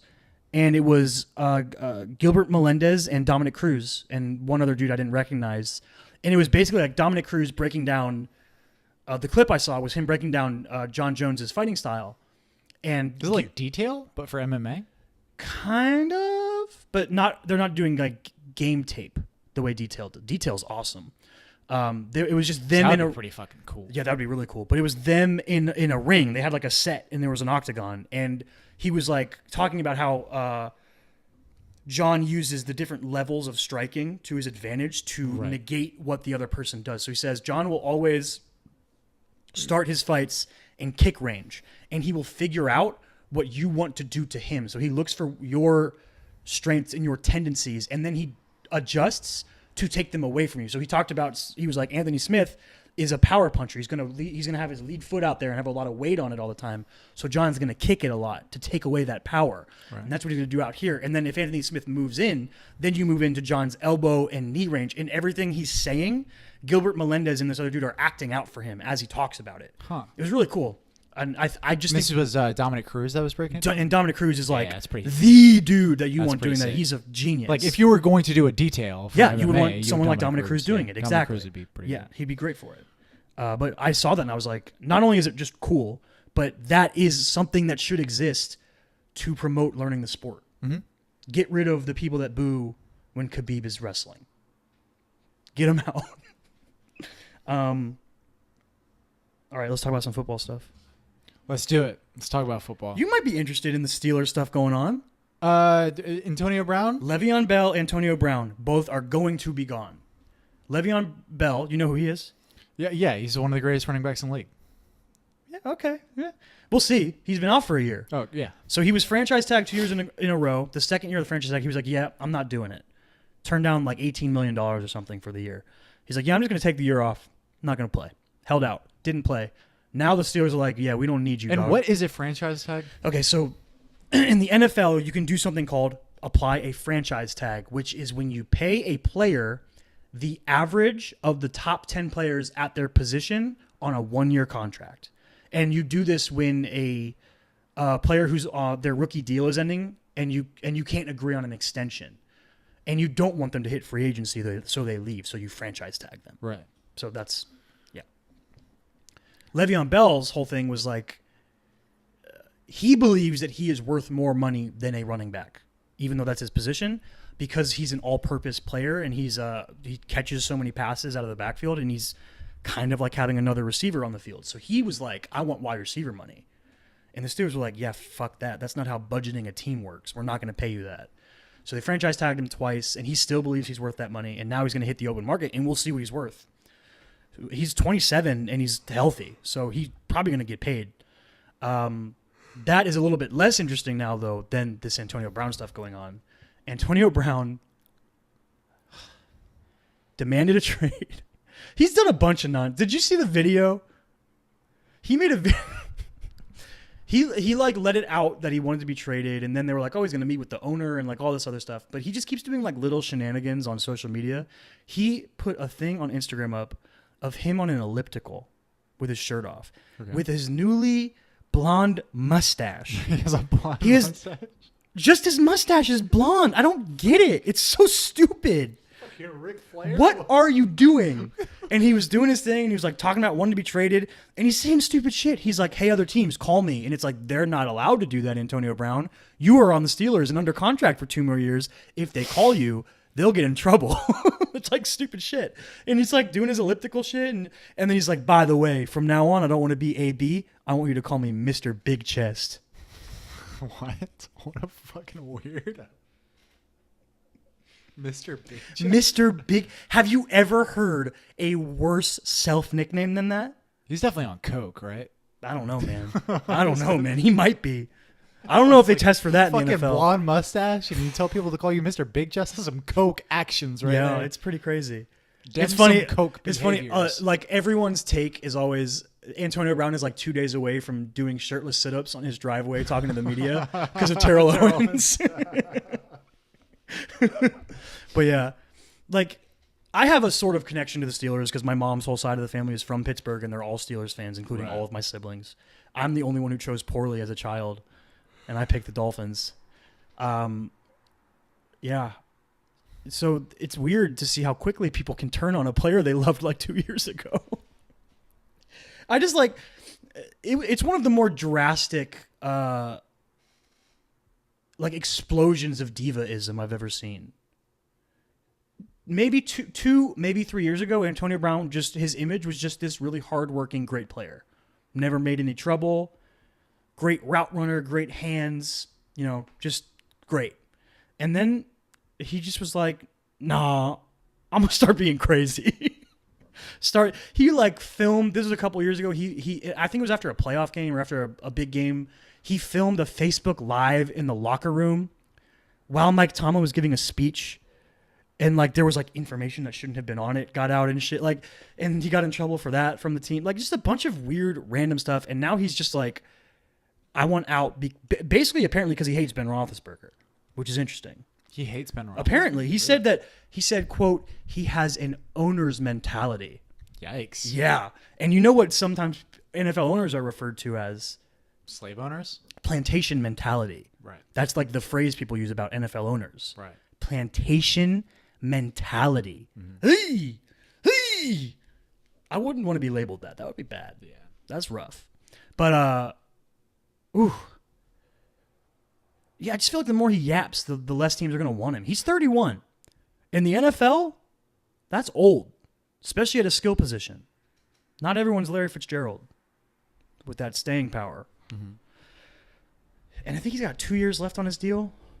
So it's this weird thing where like the Steelers don't have to get rid of him if they don't want to, but now they're just so fed up with him that they're just like, we need to get him out of here, even though they have to eat a bunch of cap money for doing it. Where does he want to go? Does he? Apparently San Francisco is the top spot right now that people are thinking. They suck right now, right? Yes, but Jimmy Garoppolo is their quarterback now, but he missed almost all of last season, and he didn't get there until there was like 8 games left the season before. He got traded at the trade deadline from the Patriots. Right. He was Tom Brady's backup. Yeah. And then he won 5 games in a row. He went like 5-0 at the end of that season. And then he played the first 2 or 3 games this year. And then he got hurt. It might have been 1 or 2 games. Do you feel like he's going to have that Boston effect though? You mean the effect of when he that leaves? like everyone in Boston plays better in Boston. In Boston, yeah. I think that Jimmy Garoppolo is a little bit overrated. I think he got paid way too. He got paid like he was a franchise quarterback, Right. and he was never a starter Right. in his NFL life. He just sat behind Tom Brady, and it was like, okay, Well, didn't like Tom Brady get hurt? yeah, or he something? won some games while Tom was hurt. Yeah. But that's on the Patriots. Get out. I don't trust that. Matt Castle went 10-6 with the Patriots. Get out of here. Get out of here, dog. I don't trust that. I don't think Jimmy Garoppolo was bad or anything. I just seemed like too much too soon to me. Mm-hmm. But if they get Antonio Brown, pair him up with Pierre Garçon and George Kittle, their tight end who exploded last year. How long has Pierre Garçon been? He's around, old, dude. He's old. Jesus. Yeah, he's old. He's around Antonio Brown's age, I think. He played with Peyton. That's how you know he's old. Yeah, exactly. He played with Peyton on the Colts. That's how you know he's old. All I know is that they will not trade him to a team in their division. This was what they said. AFC North teams are off limits and the Patriots. They're like, we will not trade him to anyone in our division, which is normal, or the Patriots. Yep. Don't give them that. Mm-hmm. That's the last thing they need. You think that like Wes Welker or Julian Edelman were productive with Tom Brady in that offense? Get out if they got AB. Sorry. Nay, Mr. Big Chest. Put that on the back of his jersey. Yo, that'd be dumb. Would it just say Big Chest or would it say Mr. Big Chest? No, it has to say Big Chest. Or would it just say Chest? Because like Big is his first name and you just put last names on your jersey. Just says Chest. It's definitely Chest. Does the NBA still do that thing where they do nickname jerseys? Or is that just like that one year they did that? I don't think they do that anymore. At least they only did it that one year, right? I think so. Dude, Ray Allen ran around in a Heat jersey that said Jesus Shuttlesworth. Yeah. It was awesome. That was his character's name, right? Mm-hmm. And fucking, was it Love and Basketball? Yeah, I think it was Love and Basketball. Was it Love and Basketball? I think. I'm not positive. Or was it He Got Game? I don't know. I think it was Love and Basketball. I'm not positive. I think it's He Got Game. I don't know. Son of a bitch. I know that it was a movie I've never seen. Omar Epps is Love and Basketball. Son of a bitch. I don't know. I don't know. But yeah. Now the NFL will never do that. No fun league. They would never do something like that. You're not allowed to have fun in the NFL. No fun league. NFL. Yeah. Anyway, go Apollos. That's my squad now. Was that the A? Yeah. The A. I haven't watched AAL? AAF. AF. Oh. American Alliance of Football. I haven't watched any more AF, but I see highlights sometimes. And the Apollos are super good. Yeah? Steve Spurrier is kicking ass down there. Nice. Our quarterback, Garrett Gilbert, that boy's torching, dog. He's killing it. I saw a highlight of him throw. It was 4th and 16 or something, and he threw a touchdown, like a 40-yard touchdown pass. I was like, this dude's out here slinging. He apparently ran it in from like 30 yards out in that same game. I was like, why is this dude not on a team? Like, what's going on? But that's why the league exists. I think that's cool. That's cool. I think the bigger football story of the week, though, than the Steelers. Did you see this Robert Kraft stuff? Yes. Okay, so you laugh, and I get why you laugh. One, this happened like 45 minutes away from where we grew up. Exactly. That's funny.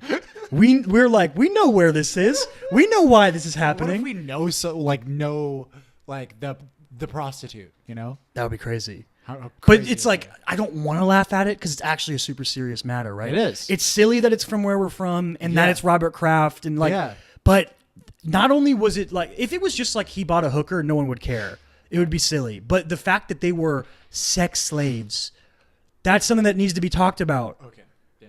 That's hardcore. Like, I don't, it's like at work I saw this and like the people were like, "Do you see this shit? It's so funny." I was like, it's not funny though. Like I get why people laugh, but it's not funny. It's sad, but also funny. How bad is sex trafficking here? I don't know. In Los Angeles? Huh? No, not in Los Angeles. In the States. In America? It depends on who you talk epidemic. to. If you talk to Alex Jones, it's everywhere, and it's like actors are doing it or something. But that's some conspiracy theory shit.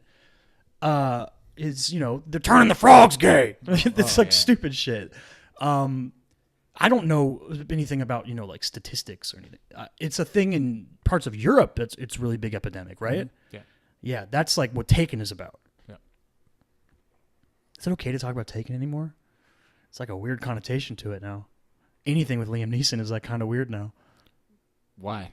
You didn't hear about this shit? What? Dude, he was in an interview. Oh my God. Oh my God. He was in an interview and he just kind of was like, oh yeah, I'm going to talk about this. And he was like with his castmates for whatever movie he's in coming. I don't even know. And he was talking about, I think it might have been when the movie with Viola Davis came out. I can't remember what it was called. Viola Davis and like a few other ladies like start robbing banks or something to pay off debts for their husbands. Can't remember the name. Anyway, Liam Neeson was like, oh yeah, someone that I know got raped. And she was raped by a black man. And I was so angry. I was so irrationally angry that I went out looking for any random black dude to beat up. He said that. He just unprompted. He just said it. He just said it. He was just like, I just went looking for any black dude. I wanted to fight. I wanted to kill somebody. That is insane. It was nuts. And then it's like this thing where... Wait, we've talked about the Michelle Rodriguez thing, right? Yes. Did we talk about that on the podcast? I don't know. I don't remember, right? Because Michelle Rodriguez said, oh, like Liam Neeson can't be racist because of how he makes out with a black woman. It's from that movie. He makes out with Viola Davis in that movie so sensually and passionately that Michelle Rodriguez doesn't believe he can be racist. So ridiculous. Yeah, so, and it's this weird thing where like when he said it, there was like, you know, like Viola Davis and other African-American cast members were like, this is weird. And like someone tried to like chime in and help him out because they were like, you're going down a weird path, buddy.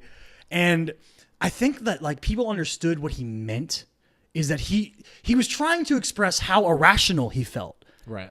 In how angry the sexual assault made him. Mm-hmm. But he went down this weird route of race, like accidental race. Like I don't think Liam Neeson's a racist. I don't. But like he said some weird shit. And then he just apparently just kept going to other interviews and making it worse. And like he was just, whoever was PR handling him was doing a really bad job. Right. It was just like, Liam, stop talking. Stop. You're going to ruin Men in Black. You're going to ruin it. No one's going to go see it if you keep talking. Oh, God. But yeah, we were talking about the Robert Kraft thing. So for people who don't know, if they haven't somehow heard the story, Robert Kraft is the owner of the New England Patriots and a billionaire, stupid rich fella. He got busted for soliciting sex, 2 counts of it, and apparently it's caught on tape, according to, was it Jupiter PD or Florida PD? Whoever did this investigation. This investigation was apparently going on for like 2 years into this massage parlor, I think it was, in Jupiter. And basically they found out that this massage parlor, not only were they using quote-unquote employees as sex workers, but they were also sex trafficking and human trafficking through this place. So there's just like this super hardcore crimes going on there, and it's scary and it's messed up. I'm not saying that... And Robert Kraft's denying it. Robert Kraft says that he didn't do anything illegal, or his spokesperson. But if they have him on tape, he's kind of fucked. So, you know, that we'll see what happens with that. And I'm going to assume that he didn't know that they were slaves. He was probably just like wanted a hooker. You know what I mean? Right. He's probably just like, yeah, I'm old and I'm feeling it. But it's sad. It's really weird how like we grew up 45 minutes from there, right? Like I was like, oh, I don't like that. Yeah. But like, I saw the Bleacher Report notification. It said Jupiter, Florida. I was like, of course. But it makes sense, right? Of course. You were like, yeah, that's where else. Yep, I get why it'd be happening there. Lots of rich folks. Some of the richest people in the world live in Jupiter Island. Tiger Woods lives there. Burt Reynolds. Rest in peace, right? He passed away last year. Mm-hmm. Yeah, doesn't live there anymore. Rest in peace. Now he lives in wherever he lives now. He lives in Elysium or heaven or Valhalla. He might be reborn as a lizard or something. Who else would what other fucking celebrity would fucking go out on his shield other than fucking Burt Reynolds? That's true. Dude. That's true. You know that. Maybe Liam Neeson would have. He was feeling very aggressive.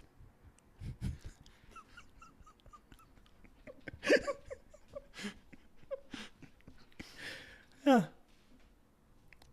Do you have any thoughts on the situation, or just?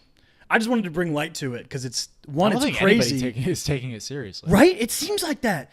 Like and All I think- heard was a bunch of Meek Mill jokes. What? Why Meek Mill? So, what was it? Last year, like, I don't know if it was like, I forgot what event it was. It was some basketball game where fucking Meek Mill, Robert Kraft, and like it was like 2 Chainz or something like that. That was the They game were where all together. Like, wait, and was this who was in prison from Philadelphia? Meek Mill. Yeah, this Yeah. was that was the game that he got out of prison, and then he went to the Sixers game that night. Yeah. I saw that But game. Robert Kraft was there. Yeah, he was sitting with him. Yeah. It was super but weird. Like, but it was like, yeah. Were people making jokes? Like, were they getting hookers together and shit? Well, they were like, That's so like he ridiculous. hangs out with Meek Mill one time. That's so fucked up. Oh god. Hey, hey. Yeah, people, give while we laugh about it. Give the story the. I think part of it is because it was reported on sports channels and stuff. So it's this weird sort of because there was a sports figure and it's someone who people like anything that goes wrong with the Patriots, people are desperate for. So they just want to tear into it because of the success they've had as an organization, as a team, but also shadowed by cheating scandals and stuff like that. So anytime anything goes wrong, people want to latch to it and make jokes about it. But it is a super serious issue with really scary implications, and hopefully the work that the police did with this helps rescue these women and other people that need it. Yeah. Do you want to do shout outs? Yeah. Do you want me to go first because you don't have one? No, I do have Oh, one. okay.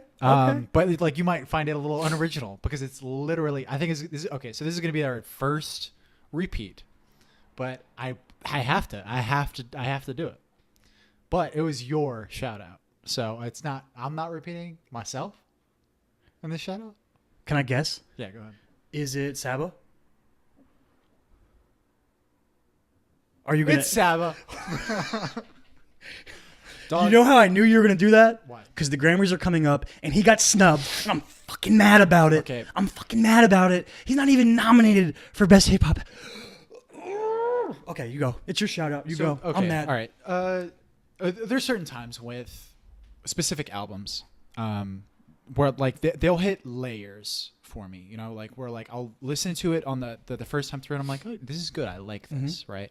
And then I'll listen to it more and I'm like, I can really jam out to this. And then a lot of times, like it's just specific albums, it'll hit a different level.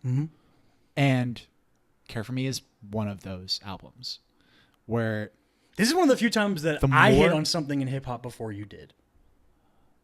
not true. I was listening to Saba way before. No, the album. I I listened to the album like the day it came out, and I didn't even know who he was. Yeah, and I was like, dude, you need to listen to this album. yeah. Yeah. But yeah, I was listening to what was it, Bucket List? Yeah, Bucket List. The album that came out before it, and I really enjoyed it because like I heard him on Chance's music, and then fucking I don't know if Chance talked about him or something like that in an interview, and I was like, oh, I need to look into him more. So I fucking started listening to Bucket List, and it was a really interesting album. Bucket List was, but Care For Me is next level. Care For Me has that element to it that's very Good Kid, Mad City. Yeah. Would you agree with that? It has a very like. It's obviously tied to something that happened to him in his life. It has this narrative, and it also has that feeling of like the day in the life. Yeah, if that makes any sense. It also has like a really strong storyteller's presence. Yeah, he's like there's literally songs on it where he's just telling a story about something that happened in his life. Yeah, and it's captivating. Prom King. Yeah, like that the entire time he's just talking about going to prom. I don't want to fight no more. Yeah. Is that just called Fight? No, it's Fighter. Fighter. Yeah. Because I'm not a fighter. No more. Yeah. But I'm just... I listened to that album today. Yeah. Dude, I mean, one of the reasons why like I was feeling so good today was because like I went out listening to Saba. I've been listening to Saba like all week.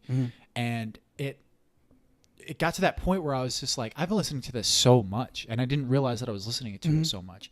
And even today, I was like, I've been listening to it so much. This is normally the time where like I would stop listening to it. But I don't know how you are with. I feel like you pick up on lyrics way quicker. I look them up a lot. Like if something, that's not even true about this album. I haven't done it a lot with this album. But if something is like interests me enough, I want to know specifically what they're saying. But I do pick up on them pretty well. It's also, I remember them really easily. Yeah, I remember lyrics very easily. I'm a very passive listener when it comes to music. It takes me a really long time in order for me to catch the story of what's going on with the music. And I'm like still only like maybe 60%. Like I grasp what's going on in this album, you know? There's a lot. Yeah. And it really separates it from other music, but hip hop, I think, strong. Like it's just there's this line I feel like in hip hop where it's like you are trap music or club music or jam out music or bangers or whatever, and then you're this other thing, and that's where I love hip hop. I don't really like the other stuff, and you know we joke about it all the time. How I think Obama sucks and stuff like that, but like when you get those hip hop albums that are this, it's so powerful to me. I don't know why it is that, because like why would I relate to that kind of music? It doesn't really make sense. But something about it just really gets me. It's good story, right? Like and like who's it? Roger Ebert that said about movies specifically. He said that they're empathy machines. Yeah. Right. And it's something that also goes along with music. Yeah, for sure. When you hear Saba talking about his cousin being killed. Exactly. When you hear about that and you fucking like you hear something like Sirens on the Way, and it's a song that you've heard 15, 20 times already, now they're lying and then you're where like the angels. And then you're like, holy shit, he's talking about someone getting fucking murdered. Yeah, but it sounds beautiful. It's like this beautiful melody. Yeah. Like, and I have the same feeling with Neighbors by J. Cole. Like it was Neighbors a song. think I'm selling dope. Yeah, but it was a song that God, I love that album. That when I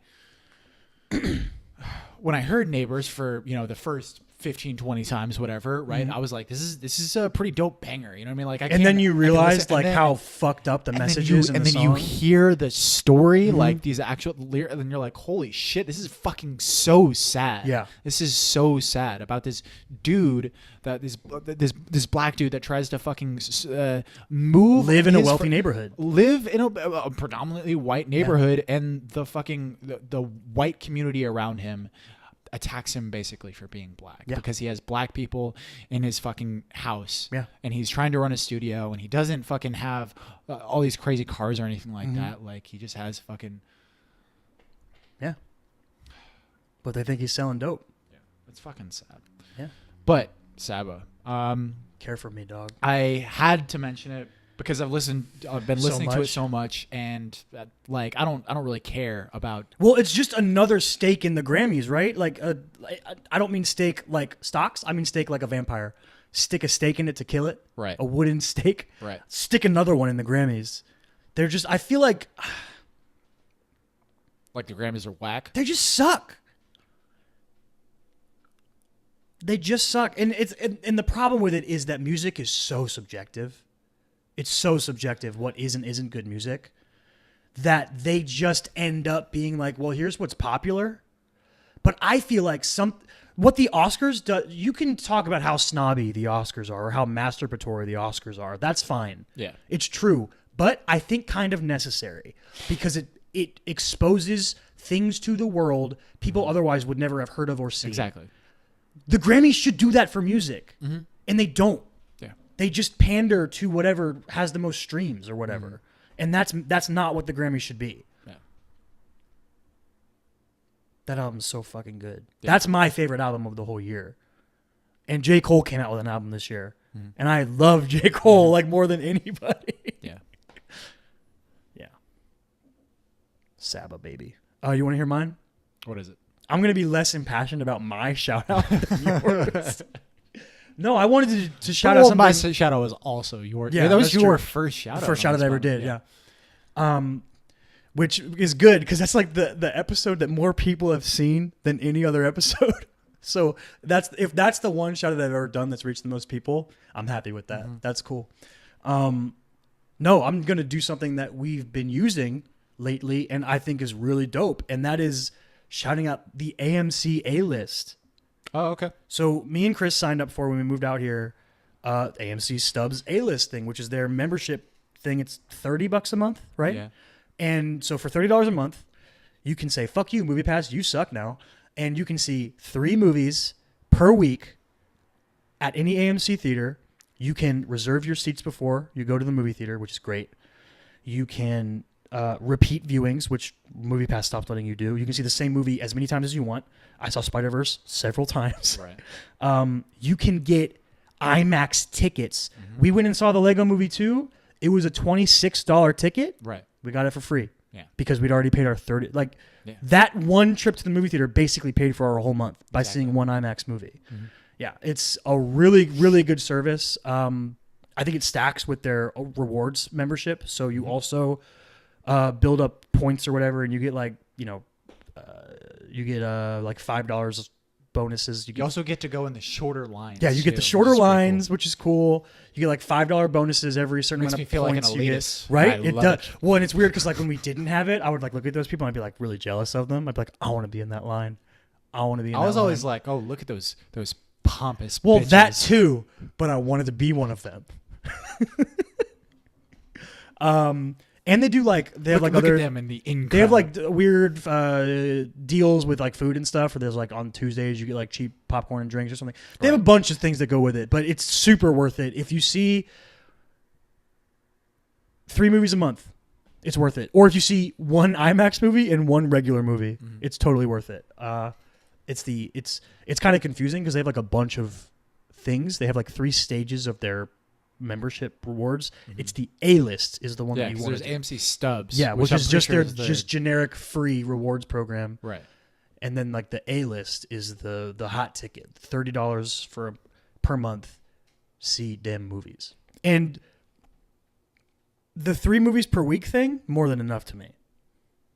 More than enough. Yeah. Like a majority, like people that are like, oh, but MoviePass provided unlimited for so long. It's like, yeah, you don't need that. 3 movies a week is perfectly fine, perfectly fine. Especially because when you go through like, if you want to see like everything that comes out, like everything good that comes out. It's maybe some weeks there's like 4 movies, but that maybe happens like 4 times a year, where that many movies come out in a week that you want to see. Like this week there was 2. Fighting with My Family, How to Train Your Dragon 3, and I'm going to see them both. It's going to be dope. You know why I'm going to see How to Train Your Dragon 3? Why is that? Because it's our spoiler episode this week. Segway, what? Oh, I ruined it by pointing it out. Oh, yeah, so check out the shout-outs. Listen to Care For Me by Saba, please. You listen to me. If you ever listen to me from anything that it wasn't my shout out this time, but if you ever listen to any of my opinions, it's that one. Listen to Care For Me by Saba. Fuck the also Grammys. the Tiny Desk concert that's on his YouTube. Tiny Desk is so good. It's really fun. It's all songs off the album. Mm-hmm. Oh man, so good. Yeah, so Saba's Care For Me, and check out if you live by an AMC and you see more than 3 movies a month, I highly recommend getting the AMC Stubbs A-list thing. And their app's really easy to use too. But yeah, come back later in the week. We're going to do our How to Train Your Dragon 3 spoiler episode. We'll probably go see it tomorrow, I'm going to guess. I just watched the first 2 to refresh myself and prepare. Mm-hmm. So I'm really excited. I'm going in. You're going in raw. Cold, yeah. You've seen them, but it's way back there. They're way back there. Yeah, I'm excited. I really like those movies, so I'm hyped for it. And yeah, come back for that. Check us out on social media. Facebook and Instagram, The Chris and Kyle Show.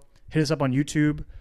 Hit us up on all podcasting platforms. Like, share, rate. If you're on like iTunes and stuff like that, put some reviews or ratings. It's 5 stars, 5 stars. Yeah, it's good for podcasts to do that. It helps them. I think it's with like algorithms and stuff or something. It's weird. That's it. That's like a thing. Yeah. Are you just saying that? I heard other podcasts say it, so I'm going to carry it on. And, like and comment on YouTube and all that fun stuff. Find Chris, chrismichaelstott.com. Read his scripts. Yeah. Or Chris Michael Stott on Instagram. Find me, DevinWell25, Twitter and Instagram. And we out. We out. Stay weird. Peace.